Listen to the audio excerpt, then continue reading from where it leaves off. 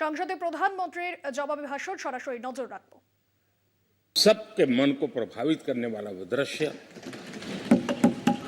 हमेशा हमेशा याद है।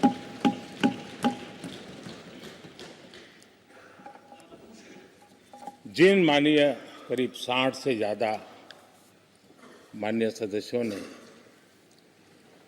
राष्ट्रपति जी के आभार प्रस्ताव पर अपने अपने विचार रखे हैं, मैं विनम्रता के साथ अपने अपने विचार व्यक्त करने वाले सभी अपने माननीय सांसदगण का आभार व्यक्त करता हूं। मैं विशेष रूप से विपक्ष ने जो संकल्प लिया है उसकी सराहना करता हूं।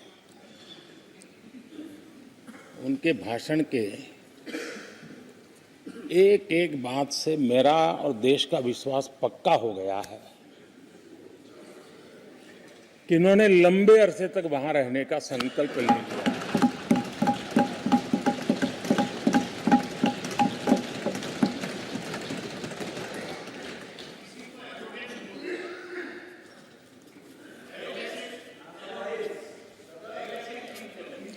आप कई दशक तक जैसे यहां बैठे थे वैसे ही कई दशक तक वहां बैठने का आपका संकल्प, और जनता जनार्दन तो ईश्वर का रूप होती है, और आप लोग जिस प्रकार से इन दिनों मेहनत कर रहे हैं, मैं पक्का मानता हूं कि ईश्वर रूपी जनता जनार्दन आपको जरूर आशीर्वाद देगी और आप जिस ऊंचाई पे हैं उससे भी अधिक ऊंचाई पर जरूर पहुंचेंगे और अगले चुनाव में दर्शक दिशा में दिखेंगे।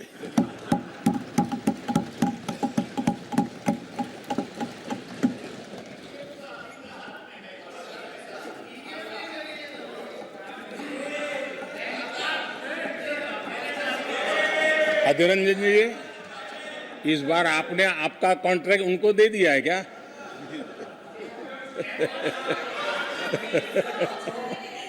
हमारे गीता में बोलते हैं कि अहंकारम बलम दर्पम। आपने इन्हीं चीजों को पचाया है।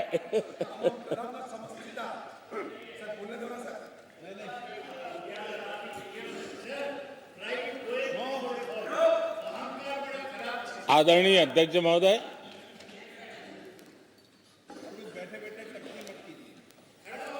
मैं देख रहा हूं कि आप में से बहुत लोग चुनाव लड़ने का हौसला भी खो चुके हैं, और मैंने सुना है बहुत लोग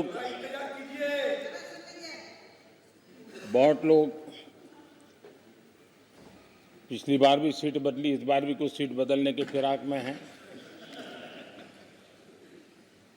और मैंने सुना है बहुत लोग अब लोकसभा के बजाय राज्यसभा में जाना चाहते हैं। तो स्थितियों का आकलन करके वो अपना अपना रास्ता ढूंढ रहे हैं। आदरणीय अध्यक्ष जी, राष्ट्रपति जी का भाषण एक प्रकार से तथ्यों के आधार पर, हकीकतों के आधार पर एक बहुत बड़ा दस्तावेज है जो देश के सामने राष्ट्रपति जी ने प्रस्तुत किया। और इस पूरे दस्तावेज को आप देखेंगे तो उन हकीकतों को समेटने का प्रयास किया है जिससे देश किस स्पीड से प्रगति कर रहा है, किस स्केल के साथ गतिविधियों का विस्तार हो रहा है, उसका लेखा जोखा आदरणीय राष्ट्रपति जी ने प्रस्तुत किया है। आदरणीय राष्ट्रपति जी ने भारत के उज्जवल भविष्य को ध्यान में रखते हुए 4 मजबूत स्तंभों पर हम सबका ध्यान केंद्रित किया है और उनका सही आकलन है कि देश के 4 स्तंभ जितने ज्यादा मजबूत होंगे, जितने ज्यादा विकसित होंगे, जितने ज्यादा समृद्ध होंगे, हमारा देश उतना ही समृद्ध होगा, उतना ही तेजी से समृद्ध होगा। और उन्होंने इन 4 स्तंभों का उल्लेख करते हुए देश की नारी शक्ति, देश की युवा शक्ति, देश के हमारे गरीब भाई बहन और देश के हमारे किसान, हमारे मछुआरे, हमारे पशुपालक, उनकी चर्चा की है। इनके सशक्तिकरण के माध्यम से राष्ट्र के विकसित भारत के लक्ष्य को प्राप्त करने की जो राह है, उसका स्पष्ट दिशा निर्देश आदरणीय राष्ट्रपति जी ने कहा है। अच्छा होता, हो सकता है आपके यहाँ फिशरमैन माइनॉरिटी के ना हो सकता है आपके यहाँ पशुपालक माइनॉरिटी के ना हो सकता है किसान आपके यहाँ माइनॉरिटी के ना हो सकता है महिलाएं आपके यहाँ माइनॉरिटी में ना हो सकता है कि आपके यहाँ युवा में माइनॉरिटी। क्या हो गया है दादा? क्या देश के युवा जी की बात होती है? समाज के सब वर्ग नहीं होते हैं? क्या देश की नारी की बात होती है? देश की सभी नारी नहीं होती है? कब तक टुकड़ों में सोचते रहोगे? कब तक समाज को बांटते रहोगे? सब सीमा करो, सीमा करो। बहुत तोड़ा देश को।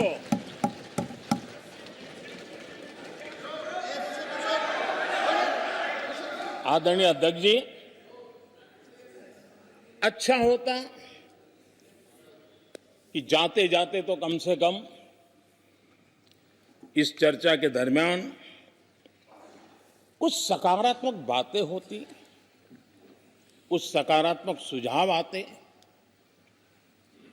लेकिन हर बार की तरह आप सब साथियों ने देश को बहुत निराश किया, क्योंकि आपकी सोच की मर्यादा देश समझ पा रहा है। और उसको बार बार दर्द होता कि ये दशा है इनकी सोचने की मर्यादा इतनी है। आदरणीय अध्यक्ष जी, नेता तो बदल गए, लेकिन टेप रिकॉर्डर वही बज रही है, वही बातें, कोई नई बात आती नहीं, और पुरानी ढपली और पुराना राग वही चलता रहता है आपका। चुनाव का वर्ष था, थोड़ी मेहनत करते, कुछ नया निकाल करके लाते, जनता को जरा संदेश दे पाते, उसमें भी फेल गए आप। चलिए, ये भी मैं सिखाता हूं। आदरणीय अध्यक्ष जी, आज विपक्ष की जो हालत होगी ना, इसकी सबसे दोषी कांग्रेस पार्टी है।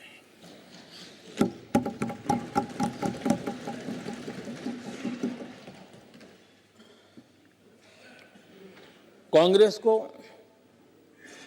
एक अच्छा विपक्ष बनने का बहुत बड़ा अवसर मिला, और 10 साल कम नहीं होते, लेकिन 10 साल में उस दायित्व को निभाने में भी वे पूरी तरह विफल गए। और जब खुद विफल हो गए तो विपक्ष में और भी होनहार लोग हैं, उनको भी उभरने नहीं दिया, क्योंकि फिर मामला और गड़बड़ हो जाए। इसलिए हर बार यही करते रहे कि और भी विपक्षी जो तेजस्वी लोग हैं उनको दबा दिया जाए। हाउस में कई यंग हमारे माननीय सांसदगण हैं, उत्साह भी, उमंग भी है, लेकिन अगर वो बोलें, उनकी छवि उभर जाए, तो शायद किसी की छवि बहुत दब जाए।